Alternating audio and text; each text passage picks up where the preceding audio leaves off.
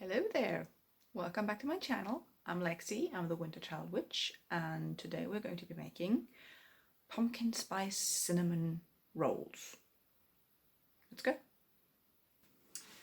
Just a quick note before we get going with the actual recipe, I'd like to point out my lovely couture I am wearing today.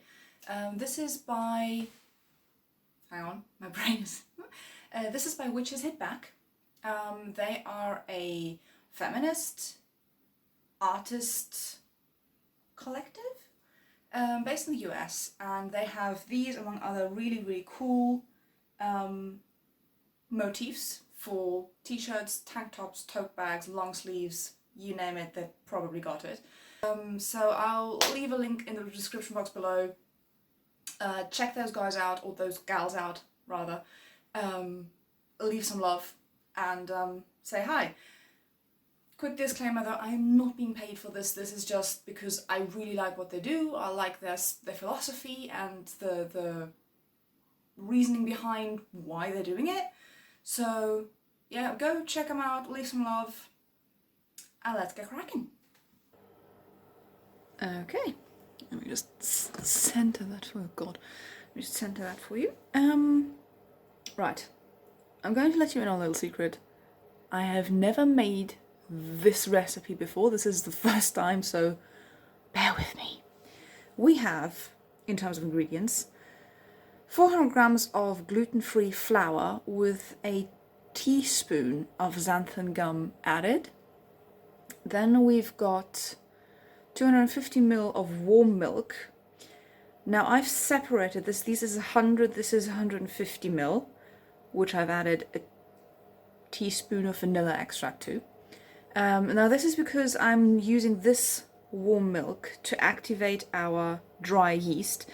Now the recipe called for, I don't know if you can see this, the recipe called for 42 grams or 1 pack of dry yeast. Now I measured out 42 grams and I was like, oh my god, this is never going to work.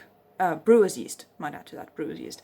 Now this is active dry yeast like you would get in a yeast pack. And this is probably roughly a tablespoon and a half, I want to say. So hopefully that will work. I'm not guaranteeing for anything here. An egg yolk, I will show you how to separate that because I know a lot of people have issues separating egg yolks. No shame in that. I used to be like that as well until I thought fuck it and just like did my thing. And 40 grams of sugar and 50 grams of butter or margarine. Now I don't know how to swap out an egg in a enriched dough recipe. Obviously if you want to make it vegetarian or dairy free you can just swap out the butter for margarine.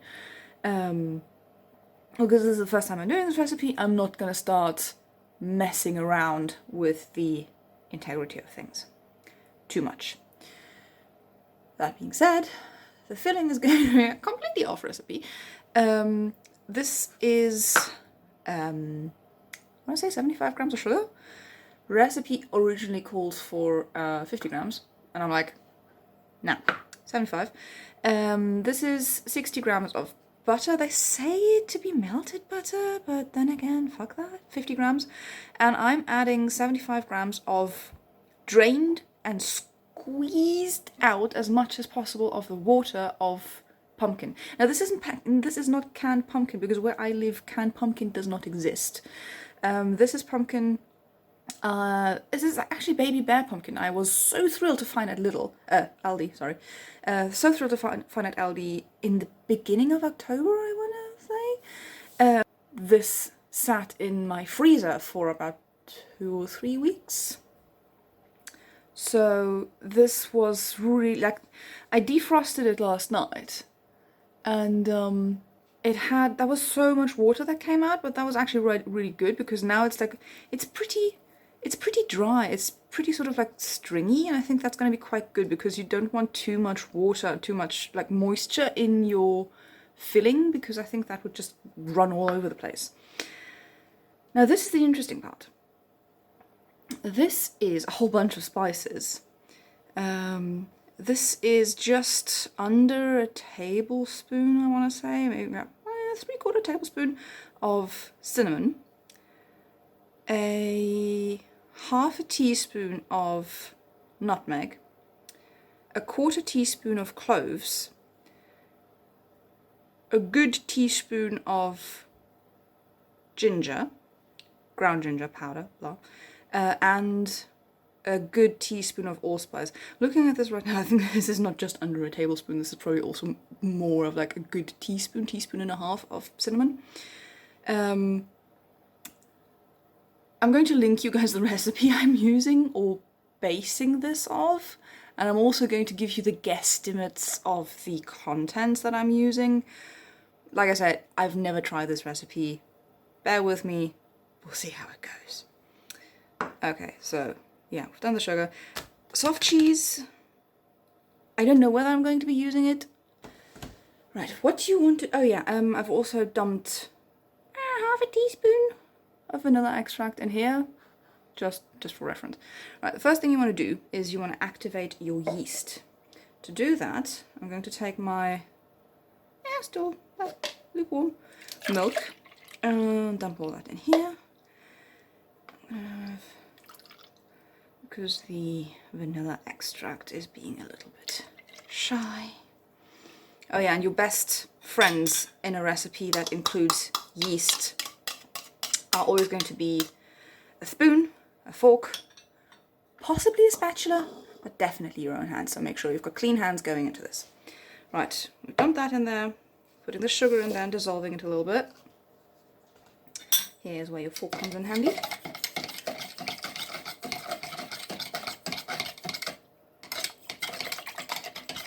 And then we put in our yeast. Now yeast, as most of you will know, feeds off of sugar. So this, with the warm, quite warm, milk, is going to activate the yeast and make it sort of want to do stuff. So that's that. I'm going to try and sort of get pretty much all of it in there.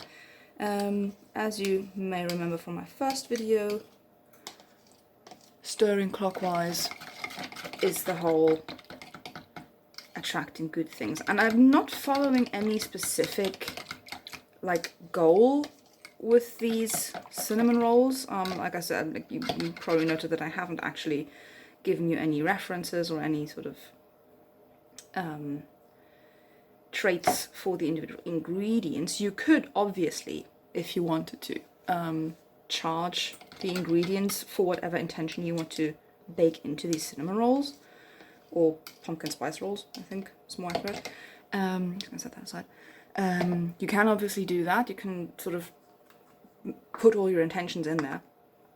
But what I'm going to do with these is just, I'm going to, while I'm making them, hold intention for them to bring comfort and ease and relaxation. Basically, I'm just going to hygge them. if you've ever heard of hygge, hygge is quite cute. A Danish concept. Right. That needs to activate. And while that's activating, I am going to show you, hang on.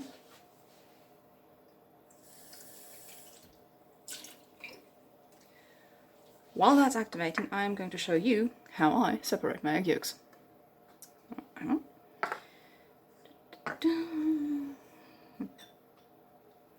What I do is I whack the egg and break it into a little container. Right. Again, you can either feed this to your chickens if you have some, because they kind of go for that like crazy, apparently, I've heard. Or you can keep these, take the little skin here out, and use them for protection magic. And what I then do, with clean hands, again, clean hands, is I go in and very, very gently,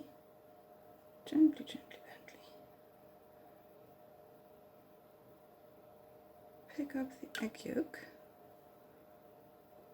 and just put it in there. separated egg yolk. If you are one of those people who don't like getting their hands full of egg yolky goop, you don't want to do that. You can, however, use a plastic bottle that you have cleaned and squeeze it, hold it to the egg yolk, let it inflate again, and the egg yolk will be sucked inside. I've never tried that, but I've seen and heard that it's supposed to be really good. I'm just going to wash my hands. Egg yolk. How's our yeast doing? It's doing well. Right, that still needs a little bit of time. And what we'll be doing now is we're going to be grabbing one of our big bowls.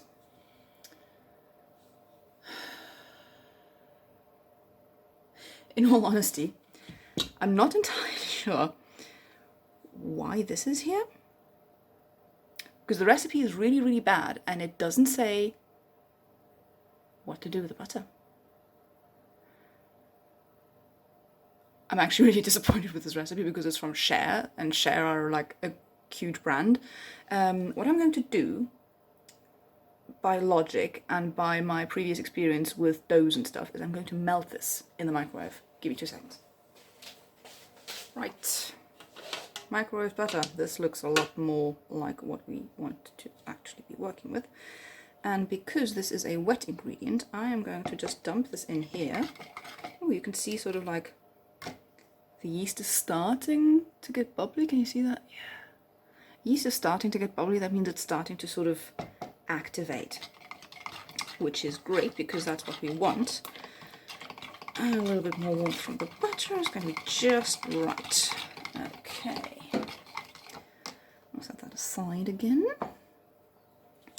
And what we are now going to do, after all that, is we are going to sift our flour and xanthan gum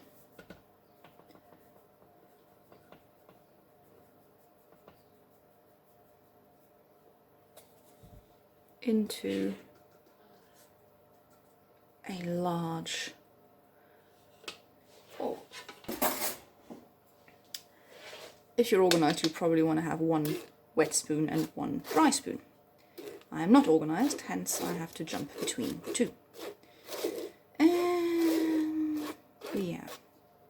Now some of you might be thinking, oh, gluten-free, it's a fad. I'm not doing this for a fad.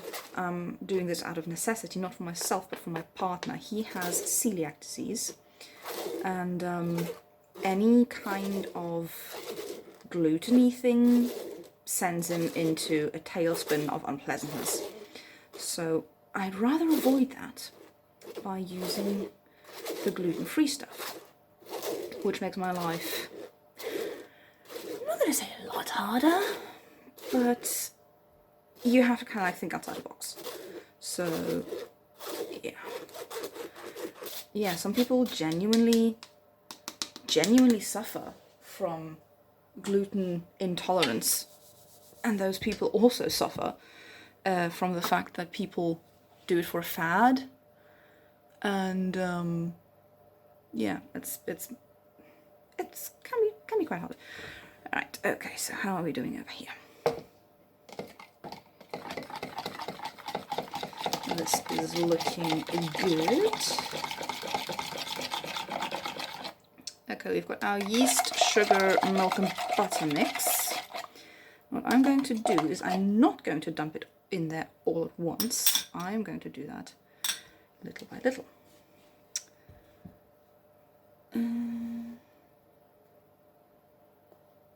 Right. I'll roll my sleeves up just in case.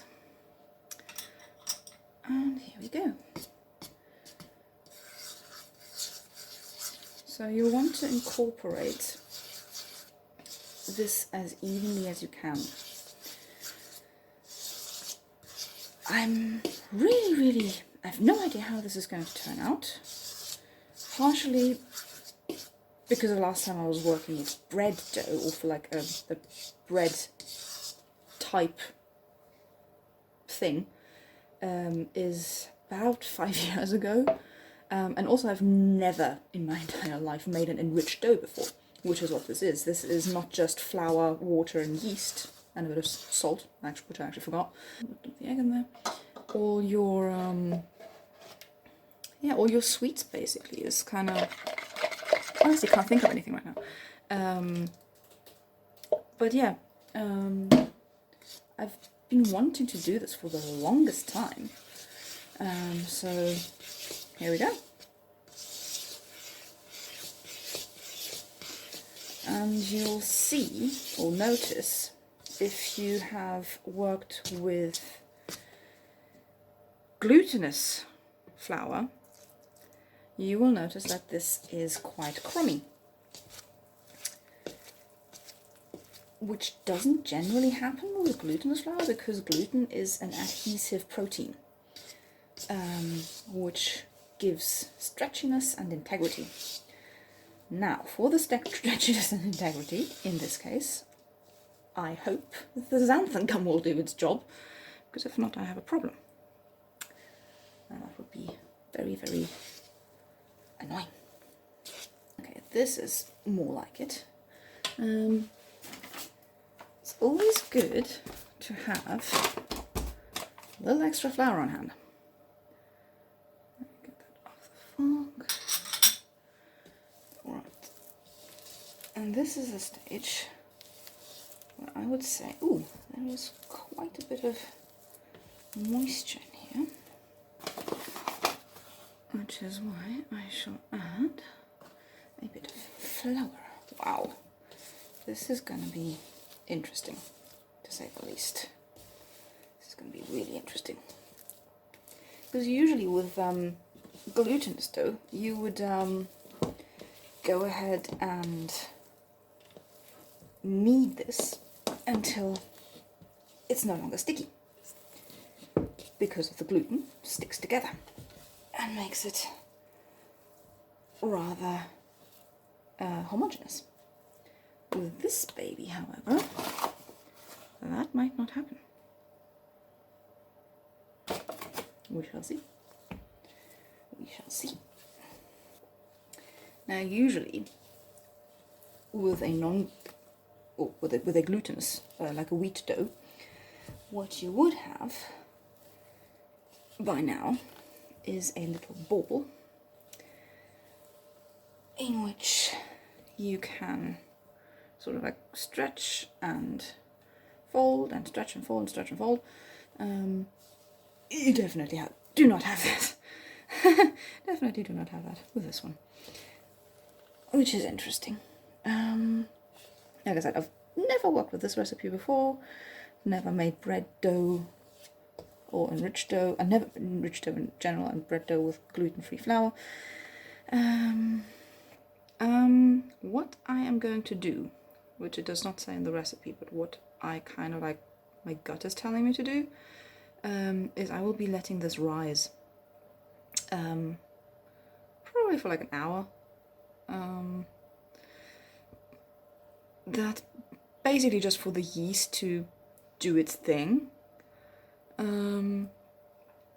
So hopefully I will get a nice rise out of this dough, which I'm a little bit dubious about. We'll see. So yeah, what I'm going to do is I'm going to cover this with cling film, and I'm going to put it in a nice warm place to rise for about an hour, and I will see you back here. Right, we are back, and yeah, I'm not quite sure about this, to be entirely honest with you. Space. This has not really risen at all, and so what I will be doing is I will be kind of half-assing this a little bit. Now, this recipe apparently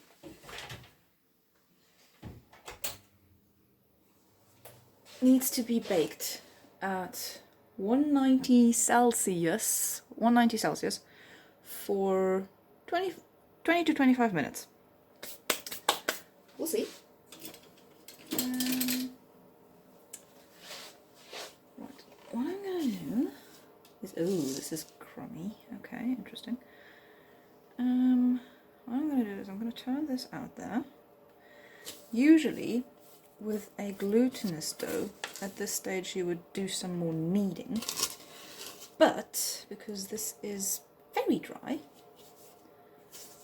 very, very dry actually, I will not be kneading this at all. But what I will be doing is I will be smooshing this out with my fingers.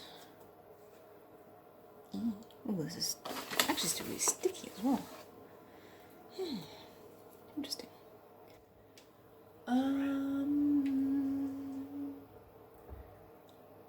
I don't have a rolling pin, which sucks because this would be really, really helpful at this stage.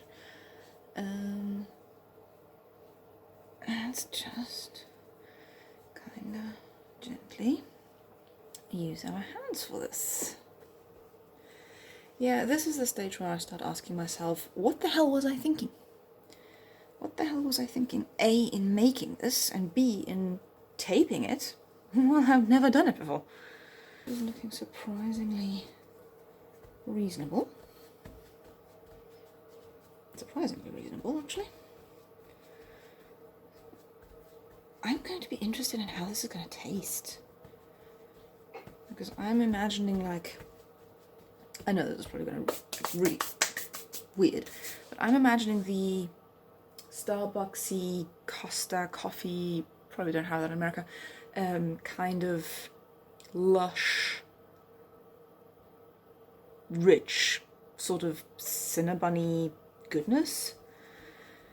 And we'll see. We shall see. This is actually quite fun.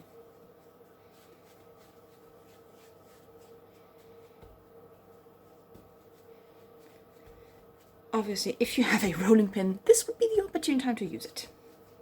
Okay, it has actually risen a little bit. I completely forgot to mention that. Which you could see with the little, like, bubbly, crummy texture, like comey texture almost. And now we are going to smoosh together our pumpkin and our sugar and butter and all the spices. Slightly off camera here, I do apologise. Right, all the spices, and my sugar's over here.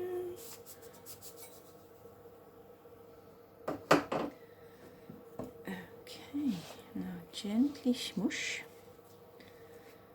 until you have a homogeneous mixture of butter, pumpkin, and sugar, and spices, obviously. Now, like I said in the beginning, you can absolutely, nobody's going to stop you, charge the spices, charge the sugar, charge the butter, charge everything with any intentions you want them to have. If you want to have something for friendship, go for it. If you want something with money connotations, this is a really opportune spell because of the cinnamon and nutmeg.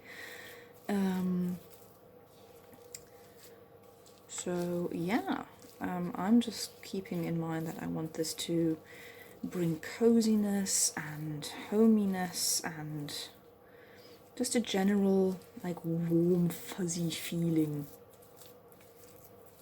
a hygge feeling, essentially, to the house, or to us as people who live here. Right, we've got a nice smooshy consistency here. Just gonna dollop that out onto the dough, and then hopefully smoosh it about into an even layer without breaking the dough. Okie doke, I think we're good, pretty much. And I've left this little 2-inch, I think it's about 2 inches space at the bottom to have the little overlap so it seals off nicely. Right, now for the fun part. This needs to be rolled, obviously, otherwise it's not going to be cinnamon roll. Okay. And let's get a roll in. Oh dear Lord, this is gonna... is this gonna... Oh, we'll see. We'll see. Oh, yeah, that works. That works fantabulous. Alright. Oops. I'm just gonna kind of smooth this out a teensy bit. This is fun. Oop. Ah. This is not fun. Right. Okay. Okay. Right, there we go. Right, and if I'm not mistaken, we've now got the seam at the bottom of the whole thing. I've done my little trick and pre-prepared a half-inch deep little baking tray. And now for the pièce de résistance. I'm gonna cut this into even pieces.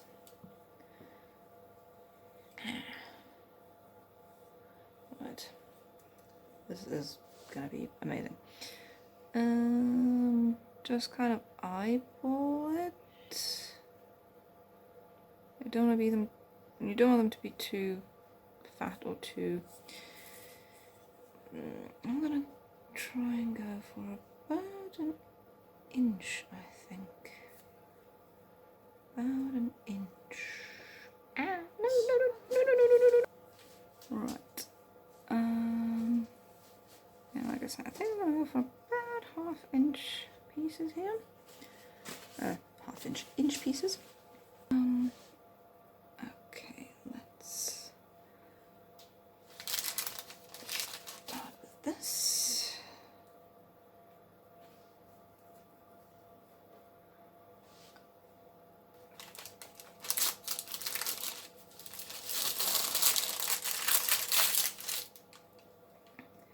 Now I'm spacing them relatively close together because I do kind of want them to sort of stick. Okay, they look like cinnamon rolls, so win on that side, win on that front, and again I'm trying to go up about an inch in size. Right.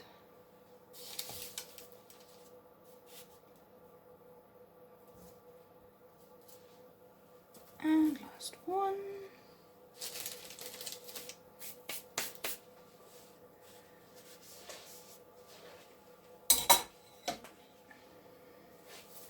Right, I'm going to cover these with this cling film and just give them maybe 20 minutes to rise a bit, since they do seem to rise. And I will be back in 20 minutes. Right, there we are again. Our 20 minutes have passed. Let's see what this looks like. Okay. Right, okay, you can see they've gone up a little bit in size, but they haven't proofed quite as much as I would expect a normal dough to proof. So that's going to be interesting. I will now slap them in the oven at 190 degrees Celsius for yeah, like they say, 20 to 25 minutes, and then we'll see what it looks like. Right. They have been in the oven for 20 minutes because they did look like they were getting a little bit dark on the side and a little bit dry. But what I have done is I have gone ahead and taken about 2 tablespoons of powdered sugar with literally a teaspoon of almond milk and I'm going to say a good tablespoon of the cream cheese, and on a whim added some Valencian orange and some lemon extract. I think this is going to be quite good. So now we're going to frost these babies while they are still warm. They smell really nice. So I'm going to be really interested in trying these in a bit. It's, yeah, the actual test is going to be the man, because the man is the reason why I'm actually doing these like I'm doing them and not like with normal flour, like a normal person. So that's going to be the make or break for these Hygge cinnamon rolls, pumpkin spice buns. I always like the expression cinnamon. It's kind of like, it's a little bit of a lazy expression, but that's just what cinnabons are about, being like sort of lazy and cozy and comfy and indulging yourself a little bit. And it's that time of year where you kind of can't be arsed to sort of be healthy. Right.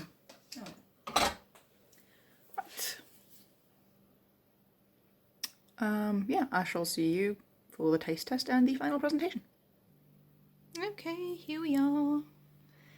The final presentation of my cinnamon. Now, this thing just looks amazing and really, really pretty, and I'm going to take a bite out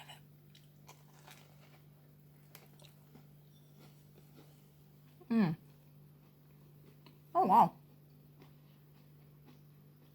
This is actually really good. Surprisingly, if I do say so myself. It's got all the spices coming through nicely. The little bit of orange and lemon on top actually makes it really good. And yeah, it's all around really nice. It's actually just like you want a cinnamon to be, which is really cool. Yeah, so that was my cinnabon experiment, or pumpkin spice bun. I don't even know what it is. I hope you enjoyed it. I hope you try it out for yourself if you dare. I've probably made this harder for myself than I should have or would have had to. Look who's come saying hello. I probably made this harder for myself than I would have had to, but if you've got any tips, any helpful hints, feel free to leave them in the comments below. I will read them. Yeah, thanks for watching. Hope you could take something away from it, and see you next time.